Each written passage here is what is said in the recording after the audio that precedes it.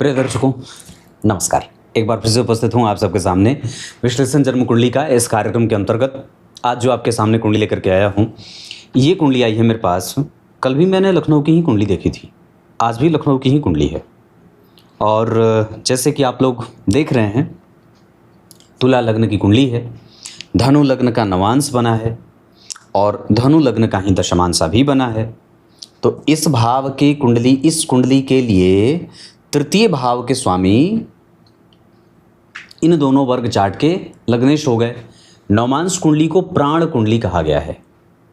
अगर लग्न कुंडली में थोड़े से ग्रह कमज़ोर भी बनते हों और नवांश चक्र में वो अपने आप को एस्टैब्लिशमेंट करा रहे हों या कर रहे हों, अपने नवांश में बैठे हैं, मित्र के नवांश में बैठे हैं, उच्च के होकर के बैठ रहे हैं, अच्छे भाव में बैठ रहे हैं, केंद्र और त्रिकोण से उनका संबंध बन रहा है, तो इसे उस कुंडली या उस जातक के प्राणों में पुष्टता प्रदान होती है। वो ग्रह उन्हें पुष्टि प्रदान करता है।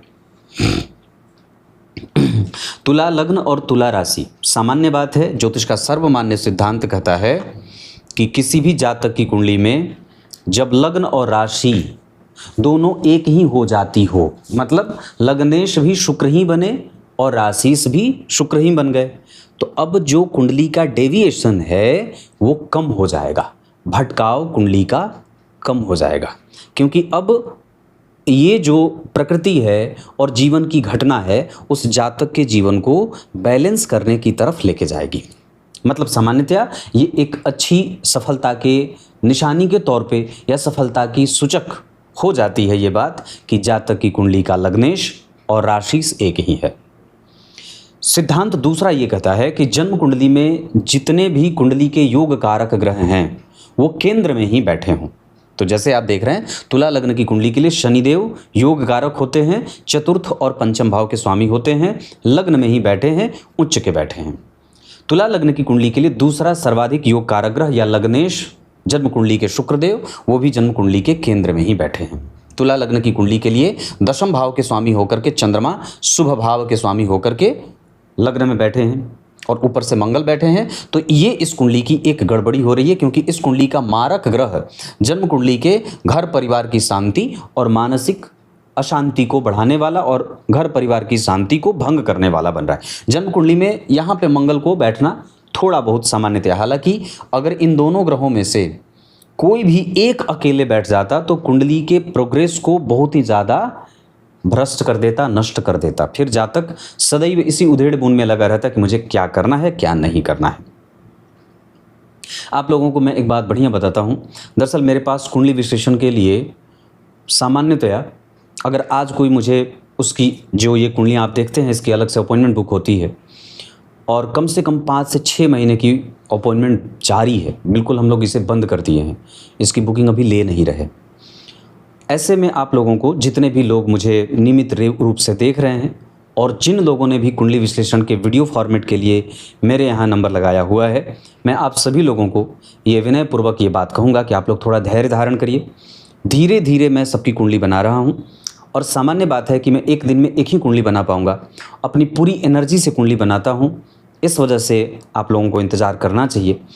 और यही कारण है कि जिनकी भी कुंडली मैं वीडियो फॉर्मेट में बनाता हूं उनसे पहले मैं फ़ोन पे बात कर लेता हूं, क्योंकि इतना लंबा इंतज़ार किसी भी सामान्य व्यक्ति के बस के बाहर बात होगी। तो पहले इस कुंडली पे फ़ोन पे बात हो जाती है, उसके बाद आपको समाधान और आपकी कुंडली आपको फ़ोन पर समझा करके सारे जो रेमेडीज़ होती है वो सब आपको दे दिए जाते हैं और उसके बाद आपकी कुंडली का एक बेहतरीन विश्लेषण आपके सामने प्रस्तुत होता है। तो मैं आप लोगों से आपसे ऐसे ही समझदारी को उम्मीद करता हूँ और जैसे मैं पूरी समझदारी से अपनी कुंडली बनाने की कोशिश करता हूँ, ऐसी ही समझदारी मैं आपसे भी चाहता हूँ। आइए पहले ग्रह स्थिति बता देते हैं। लग्न का मान बना है 7 अंश का, स्वाति नक्षत्र का लग्न बना है। सारे के सारे ग्रह लग्न में जो बैठे हैं, जैसे शनि भी स्वाति नक्षत्र में, चंद्रमा भी स्वाति नक्षत्र में बैठे हैं। ये बहुत ही उत्कृष्ट बात हो जाती है। और ये वायु, इसके जो देवता हैं, वस्तुतः तो ये नक्षत्र राहु का है, पर इसके जो स्वामी देवता हैं वो वायु हैं। वायवे नमः मतलब वायु देवता। तो ओम वायवे नमः इस मंत्र का जप जातक को प्रत्येक दिन करना चाहिए। और तुला राशि कर्क राशि, मकर राशि और मेष राशि, ये चर प्रकृति की राशि होती है। जब कुंडली के केंद्र में चर प्रकृति की राशि बन जाएगी तो व्यक्ति के मति बुद्धि और व्यक्ति की स्थिति को एक जैसा रहने में थोड़ी दिक्कत होती है, उसके जीवन में थोड़े बहुत बदलाव देखने को मिलते हैं। मतलब ये चर प्रकृति की है तो व्यक्ति की मन बुद्धि में, चित्त में थोड़ी बहुत व्यग्रता रहती है। अभी पंचांग बाकी है। शनि 7 अंश के बैठे हैं, चंद्रमा 18 अंश के बैठे हैं, धन भाव में बैठे हैं गुरु जो धन के कारक होते हैं, लेकिन इस कुंडली के लिए वो ऋण और पराक्रम भाव के स्वामी होकर के बैठे हैं। मतलब ये ऋणेश जब धन भाव से राहु और केतु से संबंध बनाएंगे और धन भाव के स्वामी जो नीच के बैठे हैं, जिनका नीच भंग चंद्रमा कर रहे हैं, तो अब व्यक्ति के जीवन में जो धन की गति होगी वो थोड़ी बहुत फ्लक्चुएशन के साथ बढ़ेगी। मतलब वो रेगुलर एक जैसी न रह करके थोड़ी बहुत आगे पीछे होगी, ये प्रकृति रहेगी। उसके बाद गुरु जो हैं वो 10 अंश के बैठे हैं अनुराधा नक्षत्र में। अगर शनि उच्च के नहीं होते तो गुरु को बल भी कम मिलता। और केतु भी ज्येष्ठा नक्षत्र में बैठे हैं 27 अंश के। इस वजह से व्यक्ति धन कमाए, व्यापार करे और 100% व्यापार ही करे तो उसमें उसको कई बार थोड़े बहुत अनुभवों के प्राप्त होने का योग भी लग जाता है। मतलब उसे सरलता से, बड़ी आसानी से धन प्राप्त नहीं होता, थोड़ी मशक्कत करनी पड़ती है। कुंडली के केंद्र में 2 घर खाली हैं, जबकि तृतीय भाव, चतुर्थ भाव, पंचम भाव, षष्ठम, सप्तम और सामान्यतया अष्टम भाव भी खाली है। कुंडली के जितने ग्रह हैं वो दृश्य क्षेत्र में बैठे हैं। लगभग शुक्र और मंगल, सूर्य और बुध, 4 ग्रह जन्म कुंडली के दृश्य क्षेत्र में बैठे हैं, जबकि 3 ग्रह जन्म कुंडली के अदृश्य क्षेत्र में बैठे हैं। लग्न द्वितीय, तृतीय, चतुर्थ, पंचम, षष्ठम और सप्तम ये अदृश्य क्षेत्र होता है और अष्टम, नवम, दशम, एकादशवां और 12वां ये दृश्य क्षेत्र होता है। दृश्य क्षेत्र में सूर्य का बैठना और बुध का बैठना बहुत ही उत्तम माना जाता है, जबकि दृश्य क्षेत्र में मंगल, शनि, राहु, केतु जितने भी ग्रह हैं उनका दृश्य क्षेत्र में बैठना सर्वोत्तम माना जाता है। परंतु भाग्य भाव का खाली होना भी उत्कृष्ट ही होता है। मैंने इस पर भी एक कार्यक्रम बनाया था जिसमें ये बात कही थी कि भाग्य भाव में या तो बहुत सारे ग्रह बैठे हों या तो भाग्य भाव खाली हो, 1 या 2 या ऐसे बहुत लुंज पुंज स्थिति न बनी हो। या तो भाग्य भाव बिल्कुल खाली है, भाग्येश कहीं दूसरी जगह लग्न में, केंद्र में, त्रिकोण में कहीं बैठे हैं, अलग बात है, लेकिन भाग्य भाव खाली है, इससे हमें उदास हताश नहीं होना चाहिए। तो यहाँ पे तो बात अच्छी है, पर यहाँ यहाँ यहाँ यहाँ यहाँ और यहाँ तक जो भाव खाली हुआ है, तीसरा, चौथा, पाँचवा, छठवां, सातवां, आठवां, ये कुंडली के कमजोरी का एक निर्धारण कर रहा है। नवम भाव के खाली होने से मैं उसे दोषयुक्त नहीं कहूँगा। दशम भाव में शुक्र और मंगल एकांत में अगर एक साथ नहीं बैठे होते तो ये कुंडली की कमजोरी बन जाती, लेकिन दोनों ग्रह एक साथ इकट्ठे बैठे हैं, इस वजह से वो एक दूसरे को बैलेंस कर रहे हैं। हालांकि शुक्रदेव मंगल से परेशान जरूर हो रहे हैं, अनुभवी होने के बावजूद उनके पास ज्ञान है, बहुत सारे विषयों का जानकार भी है व्यक्ति, पर फिर भी वो मंगल के कारण या मारक ग्रह के कारण, प्रधान मारक ग्रह इस कुंडली के मंगल ही होते हैं, उनके साथ बैठने के कारण व्यक्ति के मारक में, मतलब कई बार भाग्य में, कई बार व्यक्तित्व में, कई बार दर्शन में, कई बार दृष्टिकोण में एक मारक प्रभाव चल जाता है। बलवान हैं सूर्य, क्योंकि गुरु से केंद्र में है और एकादशवें भाव में अति विशिष्ट कारक भी होते हैं। और मैं समझता हूं कि इस कुंडली में लग्न के अधिपति का दशम भाव में बैठना ये जातक को अलग से स्वाभिमानी भी बना रहा है। एकादशवें भाव में सूर्य बैठे हैं 24 अंश के पूर्वा फाल्गुनी नक्षत्र में, शुक्र जन्म कुंडली में दशम स्थान में 29 अंश 59 कला, ये तुरंत बदलने वाले हैं और तुरंत वो कर्क राशि को, अभी वक्री हैं हालांकि, वहां से फिर वो मार्गी होंगे और फिर जाकर के वो सिंह कर्क, फिर से उनकी यात्रा ऐसी रहेगी। तो कहने का अर्थ है यहाँ पे शुक्रदेव बिल्कुल ही ट्रांजिशन में हैं और उसके बाद मंगल देव जो हैं वो 24 अंश के बैठे हैं, ये भी ढलान पे ही हैं। तो ग्रह जो हैं ये सारे उत्तरोत्तर 20 अंश से ऊपर जाने के कारण जातक को अनुभवी ज़्यादा बना रहे हैं। और 12वें भाव में बुध व्यक्ति के बुद्धि लब्धि क्षमता, तर्क बल और कई बार ज्ञान विद्या बुद्धि का विशारद होने से थोड़ी बहुत उसमें संघर्ष देने की काम कर रहे हैं, देने की स्थिति में लेके जा रहे हैं। ये आपकी कुंडली का लग्न है। नवांश चक्र बना है धनु का, जिसमें शनि लग्न में बैठे हैं, द्वितीय भाव में बुध बैठे हैं, तीसरे भाव में मंगल शतभिखा नक्षत्र के और बुध 27 अंश के धनिष्ठा नक्षत्र के। मीन राशि के शुक्र उच्च के हो रहे हैं, जो अच्छी बात है, लाभेश होकर के उच्च के बैठे हैं। गुरु और शुक्र का परिवर्तन जातक को धर्मार्थ, धन, मान, पद, प्रतिष्ठा, संतान, दाम्पत्य, विवाह और पत्नी का सर्वोच्च सुख, सांसारिक सुख देने वाला। चंद्रमा और शुक्र वहाँ जो बैठे हैं ना, इस कुंडली की सबसे अच्छी बात है। इसी वजह से नवांश कुंडली का प्राण मैंने कहा, क्योंकि नवांश कुंडली इस लग्न कुंडली से ज़्यादा बलवान होनी चाहिए।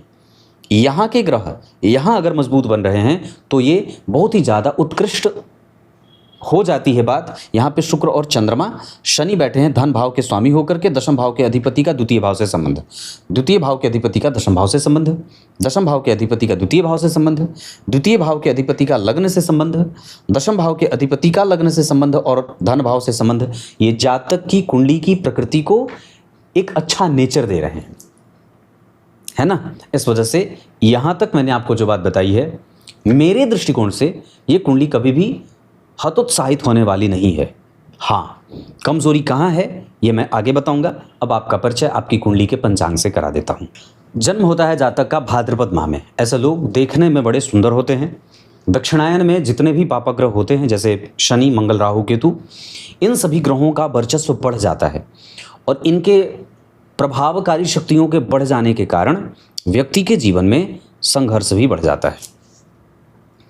रविवार को जन्मे हैं। तुला लग्न की कुंडली के लिए सूर्य बलवान अगर नहीं होते तो व्यक्ति के पास जो मिला या जो आगे मिलने वाला है या जो व्यक्ति का भविष्य है वो उज्जवल नहीं होता। मतलब रविवार, वार के अधिपति सूर्य और वो बलवान। बहुत अच्छी स्थिति से आपको अपने दिमाग में ये बात बिठानी चाहिए कि चंद्रमा से वर्तमान देखा जाता है, सूर्य से भविष्य। भूतकाल में राहु बैठे हैं अष्टम भाव में, तो व्यक्ति के दिमाग में भूतकाल बहुत ज़्यादा है क्योंकि ये अष्टम भाव है। कंसंट्रेशन भंग हो रहा है पीछे की बातों को सोचते हुए। भविष्य उज्जवल है, इसमें जरा भी संदेह नहीं है। 100 बात की एक बात। उसके बाद नक्षत्र स्वाति का ओम वायवे नमः। जावित्री की जड़ अपने गले में धारण करें रविवार को और ब्राह्मण का आदर करें। पीपल के वृक्ष की परिक्रमा लगाएं, गाय का दान करें। इसके साथ साथ अगर हो सके तो जल की बर्बादी कम करें। कुछ ऐसे सामाजिक क्षेत्रों से अपने आप को निश्चित रूप से जोड़ करके रखा जा सकता है जिससे सामाजिक हितों की सुरक्षा हो सके। इसके साथ साथ शुक्ल पक्ष के पंचमी तिथि के चंद्रमा पापक हैं। अगर नौकरी करते भी हों तो एक अपना कोई स्वतंत्र व्यापार निश्चित रूप से स्थापित करें, जैसे ट्रांसपोर्ट का काम, टूरिज्म का काम, ट्रैवलिंग का काम, टूरिस्ट गाइड का काम, उसके बाद इंपोर्ट एक्सपोर्ट का काम, इसके साथ पूजा पाठ की सामग्री, इसके साथ फूलों का काम, इसके साथ खाद्य पदार्थ, जो खाद्य पदार्थ जितने होते हैं उसमें जो पेस्टिसाइड लगती हैं या जो दवाइयाँ लगती हैं उससे संबंधित काम। और अगर हो सके तो आप खाने पीने से संबंधित, दूध दही से संबंधित भी कोई काम कर सकते हैं। ये 9 काम मैंने आपको बताए हैं। ऐन्द्र योग ये बहुत अच्छा होता है। यहाँ व्यक्ति इंद्र की भांति अपने जीवन के सुखों को भोगने वाला होता है। शूद्र वर्ण और देवगण यहाँ ठीक है। कभी कभी व्यक्ति के ऊपर से बहुत ज़्यादा काम हावी होता है, क्रोध हावी होता है, दंभ हावी होता है, ईर्ष्या हावी होती है, छल कपट हावी होता है, मोह मात्सर्य हावी होता है। पर हाँ, इतनी बात भी मैं कहूँगा कि कभी कभी दैवत्व का भी प्रभाव इतना ज़्यादा बढ़ता है कि इन सभी चीज़ों का सफाया कर देता है। इसका अर्थ है कि व्यक्ति के ऊपर तामसिक और सात्विक दोनों ही प्रभावों के गुण देखने को मिल रहे हैं। अब यहीं से रोक करके आपको मैं आपकी कुंडली के मूल बिंदु से लेके आता हूं और एक एक ग्रहों पे आपका फोकस करता हूं। सबसे पहले बात करेंगे सूर्य की। सूर्य पूर्वा फाल्गुनी नक्षत्र, शुक्र दशम स्थान में। सूर्य बैठे हैं सिंह राशि के। नवमांश चक्र में वो जा रहे हैं जन्म कुंडली में 12वें भाव में, वृश्चिक राशि में भाग्येश होकर के, और दशमांशा चक्र में उच्च के हो रहे हैं 9वें भाव के स्वामी होकर के। सूर्य की दशा आपके जीवन में धन, मान, प्रतिष्ठा और साथ ही साथ आपको लक्ष्मी संपन्न और भविष्य को सुरक्षित करने के साथ साथ आपके पूर्वजों का आशीर्वाद स्वरूप जो आपके कारोबार में प्रगति मिलेगी वो देने वाले बनेंगे।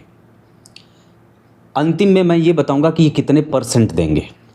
चंद्रमा जन्म कुंडली में स्वाति नक्षत्र के 18 अंश के अवस्थागत बहुत अच्छी स्थिति, शनि के साथ बैठे हैं लेकिन विष दोष की कोई स्थिति नहीं बनी है। हाँ, पर निश्चित रूप से वो मंगल से दृष्ट जरूर हैं। इस वजह से कभी कभी वो आपके कारोबार में आपका एक्सपेक्टेशन बढ़ाएंगे और कई बार आपको जल्दबाजीपन की प्रवृत्ति में लेकर जाने वाले होंगे, जिसके कारण आप अपने ही पैरों पर कई बार कुल्हाड़ी मारते हुए नजर आएंगे। मतलब कारोबार में जल्दबाजीपन की प्रवृत्ति को शांत, और वहाँ पे हमें धैर्यवान बनने की आवश्यकता होगी। नवांश चक्र में ये चंद्रमा मीन राशि के दिग्बली उच्च के शुक्र के साथ, जबकि दशमांशा चक्र में ये ग्रह उच्च के सूर्य के साथ बैठा है। यहाँ भी इनका प्रभाव उच्च के ग्रह के साथ है, यहाँ भी ये उच्च के ग्रह के साथ है, और यहाँ भी ये उच्च के ग्रह के साथ है। इसका अर्थ क्या है कि मैं ये बात यहाँ नहीं कहूँगा कि जातक नियमित नहीं है। जातक नियमित है, उसका वर्तमान भी ठीक है और भविष्य भी ठीक है। मतलब इस कुंडली को डरने और घबराने की जरा भी आवश्यकता नहीं है। परेशानी व्यक्ति को तब आती है जब दशाएं कई बार उल्टी पुल्टी चलती हैं, इस वजह से। पर वस्तुतः मैं आपको एक बात बता दूं कि कुंडली की प्रकृति अच्छी है, कुंडली का नेचर अच्छा है। ये कुंडली आपके सपोर्ट में खड़ी है। आपके कर्तव्य और आपके अधिकार और आपका जो नित्य नैमित्तिक जो आप काम कर रहे हैं, उसमें गड़बड़ी हो सकती है। कुंडली तो आपके साथ भगवान राम भी हैं और आपके साथ भगवान कृष्ण भी हैं और आपके साथ सारे देवता खड़े हैं। और निश्चित रूप से सूर्य और चंद्रमा अगर कुंडली के बलवान होकर बैठे हों तो सारे ही ग्रह स्वतः बली हो जाते हैं, और सूर्य और चंद्रमा अगर कुंडली के कमज़ोर होकर बैठे हों तो सारे ग्रहों का बल निचोड़ जाता है। मेरे हिसाब से आपकी कुंडली के चंद्रमा अगर वो किसी भी उच्च के ग्रह के साथ नहीं बैठते, इधर उधर तितर बितर होते, तो आपकी कुंडली डम कर जाती। लेकिन ऐसा बिल्कुल भी नहीं है। इस कुंडली में इंटेंसिटी है, इस कुंडली का बल बहुत ही मजबूत और इच्छा शक्ति से संपन्न और श्रेष्ठ कुंडली के श्रेणी में इसे रखा जा सकता है। मंगलदेव चंद्रमा की दशा में चंद्रमा तुला के नवांश में मीन के जा रहे हैं, जबकि दशमांशा चक्र में वो मेष राशि में जा रहे हैं अष्टमेश होकर के। हमें अपने शत्रुओं में जो नौकर चाकर हैं और हमारे मित्र के जो भाई हैं उनसे सावधान होना होगा चंद्रमा की दशा में। उस चंद्रमा की दशा में कई बार हमारे मामा मामी से मतभेद हमारे बढ़ सकते हैं, जबकि उस चंद्रमा की महादशा में कई बार हमारे माता के स्वास्थ्य की चिंताएं भी हमें सता सकती हैं। हालांकि फिर भी यहाँ पे उनका सुख और प्रभाव बना का बना रहेगा। मंगल तुला लग्न की कुंडली के लिए मारक होते हैं, पर सामान्यतया अगर वो शनि से दृष्ट नहीं होते और केतु से दृष्ट नहीं होते, जैसे मंगल यहाँ बैठे हैं नीच के हैं, मारक ग्रह का कमज़ोर होना ही ठीक होता है। लेकिन केतु से भी दृष्ट हैं, शनि से भी दृष्ट हैं और मंगल शुक्र के साथ बैठे हैं, तो शुक्र मारक ग्रह जब कभी भी किसी, जैसे धन भाव के स्वामी जो मंगल हैं वो केतु से दृष्ट हैं और शनि से भी दृष्ट हैं, तो इस कुंडली में शनि और मंगल और केतु तीनों ही इस कुंडली के मारक ग्रह की भूमिका में कई बार आ जाएंगे। हाँ, लेकिन शनि प्रधान मारक नहीं बनेंगे, मंगल प्रधान मारक बनेंगे, केतु सहायक मारक बनेंगे। और द्वितीय भाव में जन्म कुंडली के छठवें और तीसरा भाव भी मारक होता है, तो तृतीय भाव के अधिपति और छठवें भाव के स्वामी होकर के गुरु अगर राहु और केतु के संपर्क में नहीं आए होते तो वो मारक नहीं बनते। लेकिन तीसरे और छठवें भाव के स्वामी होकर के देवगुरु बृहस्पति राहु और केतु के संपर्क में हैं, इसका अधिपति जन्म कुंडली में नीच का बैठा है, कोई बल मिल नहीं रहा है। इस वजह से देवगुरु बृहस्पति भी आपकी कुंडली में रोगों से और आपके जीवन में परेशानी लाने वाले ग्रह के रूप में बनेंगे। इसका अर्थ होगा कि शनि, गुरु, मंगल और केतु, ये चार ग्रह जन्म कुंडली को थ्रेस करेंगे, कमज़ोर करेंगे, नीचे लेके जाएंगे और हमें इनकी दशा में बहुत सावधानी से अपना काम आगे बढ़ाना होगा। तो बात सीधी की सीधी है, तो बुध ठीक है, शुक्र ठीक है, सूर्य ठीक है और काफ़ी हद तक आपकी कुंडली में चंद्रमा तो बने हैं ही। तो कहने का अर्थ मेरा इतना था। उसके बाद मंगल की बात करते हैं, तो मंगल आपकी कुंडली में मारक ही हैं। आश्लेषा नक्षत्र में मैंने बात कही है, अगर अष्टम में बैठ जाते तो और मारक हो जाते। लेकिन ध्यान से देखिए, तो लग्न के अधिपति हैं, अष्टमेश हैं, दशम में बैठे हैं और शनि और मंगल के प्रभाव में हैं। गुरु की दृष्टि प्राप्त हो रही है, पर गुरु इस कुंडली के लिए अच्छे होते नहीं हैं। इस वजह से हमें ऐसा नहीं करना है कि शुक्र जो हैं वो हमारे लग्नेश हैं तो हमें बिल्कुल हवा में उड़ना है, ऐसा नहीं है, क्योंकि उन पे पापक ग्रहों का या पापक भाव के स्वामी का दृष्टि बल भी है। इस वजह से उनको एक कमजोरी भी मिल रही है। इसका अर्थ होगा कि मैं आपको आपकी कुंडली के वास्तविकता से परिचय कराते हुए ये बात जरूर कहूँगा कि शुक्र के ऊपर शनि, गुरु, केतु और मंगल, इन सब का प्रभाव आपके व्यक्तित्व, आपका धन, आपका रोजगार, आपके स्वभाव, आपके हर एक चीज़ पे कहीं ना कहीं एक संशय का ताला भी डाल रहा है। मतलब हमें वहाँ भी फूंक फूंक करके ही कदम रखने की आवश्यकता होगी। बहुत भगवान की बड़ी कृपा रही कि कम से कम आपकी कुंडली में वो दोनों ग्रह एक साथ बैठे हैं। अगर उसमें से शुक्र अकेले बैठ जाते तो आपके दाम्पत्य को और आपके माता पिता के बीच के मतभेदों को और बढ़ाने वाले ही हो जाते। क्लियर है? बुध की बात करते हैं। भाग्य भाव के स्वामी हैं, योग कारक, राजयोग कारक होते हैं बुध। तुला लग्न की कुंडली के लिए स्वग्रही बैठे हैं और कम से कम मैं समझता हूँ कि यहाँ पे बुधदेव बहुत अच्छी स्थिति में हैं, कोई खराबी नहीं है। 12वें बुध बहुत कई बार वाणी क्षय करवाते हैं, जल्दबाजीपन देते हैं, ग्रास्प कैपेसिटी कमज़ोर होती है, व्यक्ति बचकानी हरकतें करता ही रहता है, गलतियों से सीखता नहीं है, बार बार एक ही गलती करता रहता है, उसके मित्रों से उसे नुकसान होता है, पाचन तंत्र वात पित्त कफ गड़बड़ गड़बड़ सा रहता है। तो ऐसा ना हो, इस वजह से आयुर्वेदिक दवाओं का सेवन, त्रिफला का सेवन आदि चीज़ों का सेवन करना चाहिए और अगर हो सके तो अपने मित्रों से सावधानी भी बरतनी चाहिए। बुध वक्री हैं 3 अंश के, इनका काफ़ी हद तक प्रभाव जो रहेगा वो एकादशवें भाव का रहेगा। इसका अर्थ होगा कि व्यक्ति का एक्सपेक्टेशन है और वो निश्चित रूप से बुद्धिमान भी है। थोड़ी बहुत कभी कभी जो बुद्धिहीनता का परिचय देता है वो बुध के वक्री होने के कारण देता है। नवांश चक्र में वो बुध आपको अपनी दशा काल में और दशमांशा चक्र में वो बुध आपको व्यापार में यश मान पद प्रतिष्ठा, नौकरी, धन लाभ, संतान, दाम्पत्य और परिवार का सुख दे रहे हैं। उनकी दशा काल में आप रिकॉग्नाइज किए जाएंगे, सामाजिकता बढ़ेगी, वाणी का प्रभाव बढ़ेगा और अपनी वाणी और अपने बुद्धि के बल पे बुद्ध की दशा आपको स्थापित करने के लिए योग्य बनाएगी। देवगुरु बृहस्पति की बात करते हैं। देवगुरु बृहस्पति इस कुंडली के लिए अच्छे भाव के स्वामी नहीं हैं, पर सामान्यतया वो शुभग्रह हैं और केतु के साथ बैठे हैं। मैंने बात कही थी कि राहु जो होते हैं वो पापक ग्रह में शनि के जैसे होते हैं और शुभ ग्रह में शुक्र के जैसे होते हैं। केतु जो होते हैं वो शुभ ग्रह में गुरु के जैसे होते हैं और पापक ग्रह में मंगल के जैसे होते हैं। यहाँ पे ये युति उतनी भी बुरी परिणाम देने वाली नहीं होगी। मतलब सामान्यतया वहाँ पे पैतृक संपत्ति भी है, नेचर भी अच्छा है, दिमाग में उठने वाले और निकलने वाले विचार भी सामान्यतया बिल्कुल ही पॉजिटिव और ऑप्टिमिस्टिक हैं। पर हाँ, रोग भाव के स्वामी है, विचारों को रोगी बना सकते हैं। मतलब हमें वहाँ अपने संबंधों को लॉन्जिविटी में, अपने विवाह को आगे बढ़ाने में, अपने मित्रों के साथ मित्रता को जितना आप दे रहे हैं उधर से उतना मिला कि नहीं मिला, इसको चेक करें, इनकाउंटर करें और उसको उस चीज़ को ठीक करने की कोशिश करें। ऋण का लेन देन, धन का लेन देन बहुत सावधानी से करें और बहुत जल्दी किसी पे विश्वास करके अपने धन को सूली पे न चढ़ाएं। गुरु आपकी कुंडली में 10 अंश के अनुराधा नक्षत्र में, नवांश चक्र में वो तुला राशि में लग्नेश होकर के, जबकि दशमांशा चक्र में भी वो आप अगर हो सके तो पत्नी के नाम पे भी व्यापार कर सकते हैं और इस कुंडली में व्यापार का योग सबसे ज़्यादा अच्छा बना हुआ है। वो गुरु जो आपकी कुंडली में है, कई बार आपको आपके रखे हुए पैसे का नुकसान या रखे हुए पैसे का व्यय या रखे हुए पैसे को खाने की स्थिति में लेके जा रहे हैं। उनकी दशाएं कई बार आपको थोड़ी कम सपोर्ट कर रही हैं, ऋणी बना रही हैं, रोगी भी बना रही हैं और कई बार वात जनित समस्या आपको परेशान कर रही है। मतलब हमें यहाँ पे, हालांकि आपकी कुंडली संवेदनशील है, आप न्यायप्रिय भी हैं और आप मुंहफट भी हैं, सही बोलने वाले हैं और बहुत ज़्यादा इमोशनल हैं, तो ये सारे जो व्यवहार के पक्ष देखने को मिल रहे हैं वो लग्न के चंद्रमा और द्वितीय भाव के गुरु और केतु के कारण है, क्योंकि द्वितीय भाव नेचर का भी होता है। शुक्र का प्रभाव अगर बात करूंगा तो शुक्र आपकी कुंडली में आश्लेषा नक्षत्र के नवांश चक्र में वो मीन के बैठे हैं, दशमांशा में धनु के जा रहे हैं।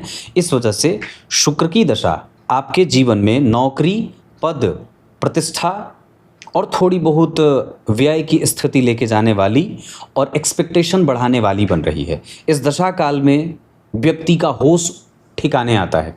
जब उसको पता चलता है कि मैंने बहुत सारे काम किए हैं पर अभी तक मुझे कुछ भी मिला नहीं है, तब वो अपनी कुंडली के दिखाने के चक्कर में पड़ता है, तब वो गुरु के पास जाता है, तब वो माता पिता से अपनी समस्या बताता है।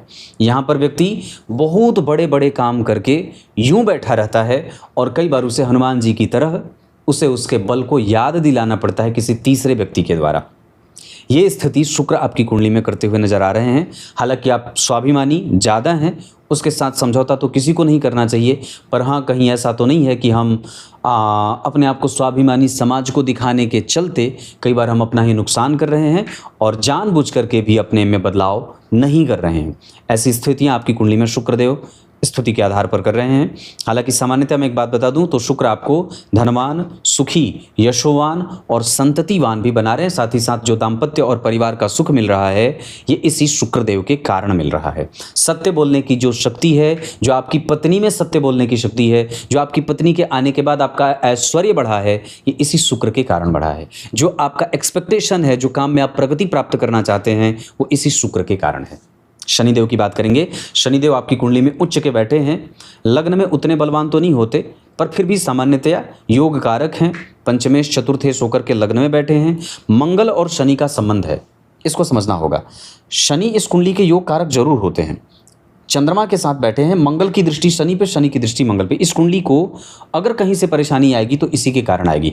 तो जीवन में जितने भी ऑब्स्टेकल आ रहे हैं वो इसी शनि और मंगल के कारण आ रहे हैं। बाकी आपकी कुंडली में सारे ग्रह, गुरु, शुक्र, मंगल, केतु, जितनी मैंने कही है वो सब एक तरफ कमज़ोर हैं।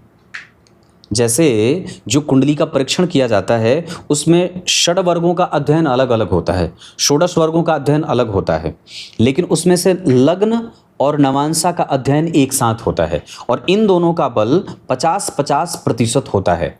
मतलब ये दो जो वर्ग चार्ट आप देख रहे हैं, लग्न और नवांशा, इनको हम एक साथ देखते हैं और इनका बल जातक को 100% मिलता है। तो अगर आप 100 देख रहे हैं, समझिएगा, अगर आप एक जातक को 100 की कुंडली देख रहे हैं, मतलब 100 अंक में उसको देख रहे हैं, तो सीधा सीधा उसका आधा जो प्रतिफल है वो लग्न और नवांश से ही जातक को मिलता है। बाकी के जितने वर्ग चार्ट हैं उनका चौथाई चौथाई चौथाई चौथाई मिलता रहता है। तो यहाँ पे इस वर्ग चार्ट का और इस वर्ग चार्ट का बलवान होना अत्यंत आवश्यक होता है। तो मैंने क्या बात कही कि यहाँ पे जो शनिदेव हैं वो वर्गोत्तम हैं और इस कारण से आपकी कुंडली के प्रमुख मजबूत ग्रह के रूप में शनिदेव ही बनते हैं और सबसे ज़्यादा योग कारक और सबसे मजबूत ग्रह शनि ही बनते हैं।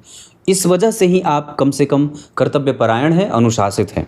लेकिन जो परेशानी आ रही है वो मंगल के दृष्टिपात कर लेने से आ जा रही है, क्योंकि इस कुंडली का मारक ग्रह आपके सुखों के पूरक भाव में बैठा है। ये सुख भाव है, इसका ये पूरक है और इस भाव पे जब इसकी दृष्टि जा रही है, नीच के बैठे हैं, इस कारण से वो कहीं ना कहीं एक डिफ्रेंसिएशन पैदा कर रहे हैं।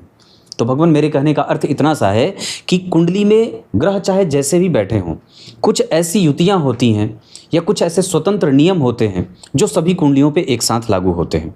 जैसे शनि और मंगल का एक साथ बैठ जाना, जैसे शनि और मंगल का एक दूसरे को देख लेना, या जैसे शनि और मंगल का आपस में एक दूसरे से केंद्र में बैठ जाना। तो ये एक दूसरे से केंद्र में भी हैं, चौथे 10वें, और एक दूसरे को देख भी रहे हैं। तो कुंडली के कमज़ोरी के पक्ष का जो उजागर होना हो रहा है या जो गड़बड़ी पैदा हो रही है वो इसी के कारण हो रही है।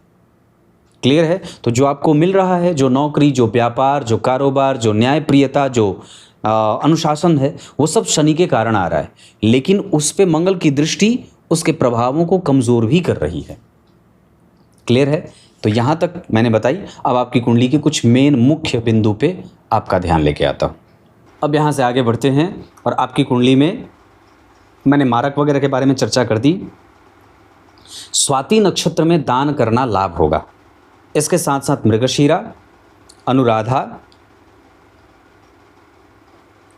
अनुराधा के बाद उत्तरा फाल्गुनी, उत्तरा भाद्रपद, श्रवण, ये सब नक्षत्र किसी भी कार्य को करने के लिए अच्छे रहेंगे। अंक के आधार पर इस कुंडली के लिए 5 और 8 अंक अच्छा रहेगा। मित्रता कुंभ और मिथुन वालों से कर सकते हैं। शत्रुता ना करें धनु, मेष और सिंह वालों से। धन कमाने के लिए आपकी कुंडली जा सकती है दक्षिण और पूर्व दिशा में। कारोबार मैंने बता दिया है, ठोस विश्लेषण मैंने किया है। दशमांशा चक्र में शुक्र और शनि का बैठना, धन और लाभ का एक साथ बैठना कुंडली की अच्छाई को दर्शा रहे हैं। 12वें भाव में मंगल, जन्म स्थान से थोड़ा दूर जाकर के भी कारोबार स्थापित किया जा सकता है। बुध व्यापार को दर्शा रहे हैं, यहाँ भी गुरु तुला राशि के व्यापार को दर्शा रहे हैं, जबकि उच्च के सूर्य आपके कारोबार में आपका सपोर्ट कर रहे हैं यश मान पद प्रतिष्ठा के मामले में।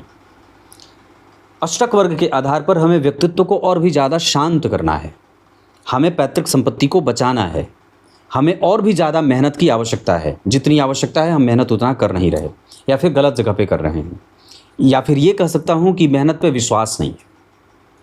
इस कुंडली में इकट्ठा करने के मामले में ये कुंडली माता और पत्नी के नाम पे इकट्ठा कर सकती है। निवेश जमीन और पत्थरों में किया जा सकता है। पढ़ाई में भी मतभेद इस कुंडली को देख रहा हूँ। यश मान पद प्रतिष्ठा विद्या बुद्धि विवेक में कहीं ना कहीं प्रश्न चिन्ह लगा हुआ है। नौकरी और व्यापार में नौकरी के साथ व्यापार आवश्यक होगा।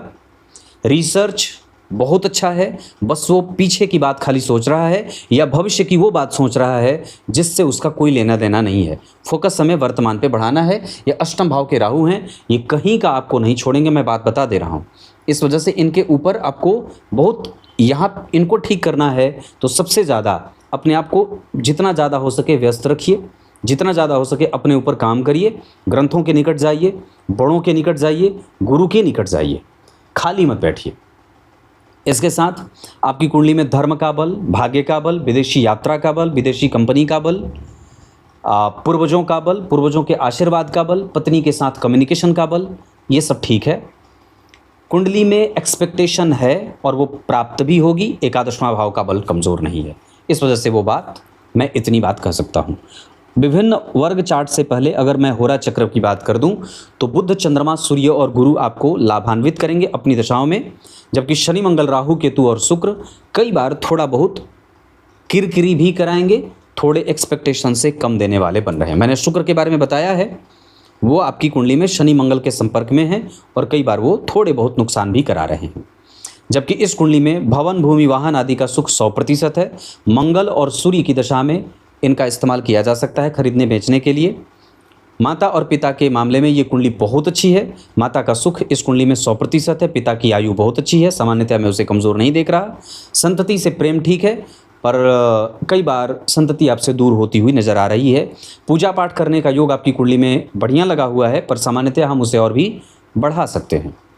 इसके साथ साथ पेट में कमज़ोरी और वात, पित्त, कफ का अनियंत्रित होना आपको परेशान कर रहा है। जठराग्नि कमज़ोर है, इस वजह से अगर हो सके तो उसे ठीक करें, ब्रह्मचर्य का पालन करें और पानी को ट्रीट करके पिएं, मतलब उसे शुद्ध बना करके और साफ़ बना करके तब पिएं। अब आगे बढ़ते हैं और आपकी कुंडली पे इतनी सारी चीज़ें मैंने बताई हैं। ग्रह के परसेंटेज के हिसाब से हमें सूर्य को बल देना है। आदित्य हृदय का पाठ, ओम आदित्याय नमः का पाठ जप करना है। गुरु दीक्षा से युक्त होइए। पीपल के वृक्ष की परिक्रमा, श्रीफल के वृक्ष के तरफ चारों तरफ दीपों की माला बनानी है। सूर्य को बल देना है, मृतप्राय हैं, इस वजह से 25% से भी कम परिणाम दे रहे हैं। चंद्रमा 25%, मंगल 25% से ज़्यादा, बुध वापस मृतप्राय हो रहे हैं, इस वजह से उनको ठीक करना होगा।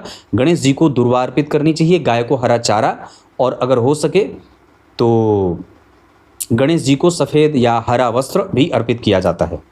देवगुरु बृहस्पति आपकी कुंडली में 25% से कमज़ोर परिणाम कर रहे हैं। शुक्रदेव आपकी कुंडली में 50% के करीब, शनिदेव 50% से ज़्यादा, राहु और केतु 25% से ज़्यादा परिणाम कर रहे हैं। ये बात इतनी बताई मैंने। नक्षत्रों के आधार पर अगर बात कर दूं तो सूर्य जिस नक्षत्र में बैठे हैं उसके आधार पर आपके जीवन की इच्छा शक्ति को बढ़ा रहे हैं। चंद्रमा जिस नक्षत्र में बैठे हैं उसके आधार पर आपको कई बार वो हवा में रख रहे हैं, मतलब हमें प्रैक्टिकल होना है। मंगल जिस स्थिति में बैठे हैं उसके आधार पर आपकी कुंडली में वो आपको तकनीकी जानकारी और टेलीकॉम सेक्टर या टेक्निक को समझने वाला बना रहे हैं। बुध जिस स्थिति में बैठे हैं उसके आधार पर आपको बुद्धिमान और तार्किक बना रहे हैं। देवगुरु बृहस्पति आपको न्यायप्रिय और धर्म को समझने वाला बना रहे हैं। शुक्रदेव जिस नक्षत्र में बैठे हैं उसके आधार पर आपकी कुंडली में वो आपको ज्ञानी, सुखी और हृदय स्पर्शी बात करने वाला बना रहे हैं, इमोशनल बना रहे हैं।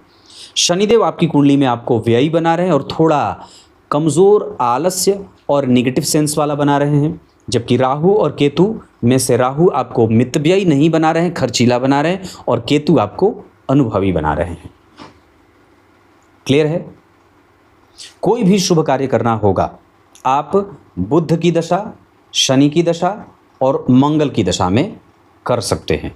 ट्रांसफ़र, स्थान परिवर्तन, कुछ बदलाव करना हो तो राहु और शुक्र की दशा का इस्तेमाल कर सकते हैं।